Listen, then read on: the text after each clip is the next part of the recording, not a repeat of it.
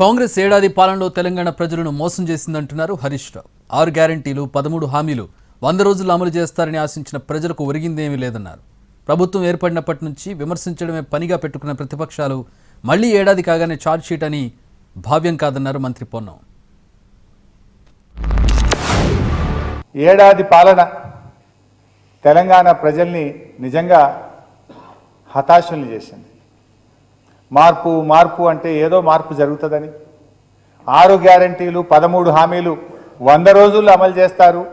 ఇది సోనియా గాంధీ మాట, రాహుల్ గాంధీ మాట, ఇది ప్రియాంక గాంధీ మాట అంటే ఢిల్లీ వాళ్ళు వచ్చే మాటిస్తుండ్రు, నిజంగా అమలవుతుందేమో అని ప్రజలు ఆశించారు. కానీ ఆ ఆశించి నమ్మి ఓటేసిన ప్రజలు ఇవాళ హతాశులైపోయింది, టోటల్లీ డిసప్పాయింట్ అయిపోయింది. పరిపాలన తర్వాత ఇవాళ మమ్మల్ని ఏదైనా విమర్శించినా లేదా ఛార్జ్షీట్ ఫైల్ చేసినా బాగుంటుండే. ప్రభుత్వం ఏర్పడిన మొదటి నెల నుంచే ప్రభుత్వాన్ని విమర్శిస్తూ ఇవాళ మళ్ళీ సంవత్సరం పూర్తి కాగానే మళ్ళీ ఒక ఛార్జ్షీట్ అని ఇస్తే ఇది భావ్యం కాదు. నెలకే ప్రభుత్వం ఎట్లా నడుస్తుందన్నారు, పిల్లి శాపనంతాలు పెట్టారు, ప్రభుత్వాన్ని కూలగొడతామన్నారు, కూలిపోతుందన్నారు. ఇద్దరు కలిసి ప్రభుత్వాన్ని అస్థిరపరిచే ప్రయత్నం చేస్తే తెలంగాణ ప్రజలు గమనించాలి.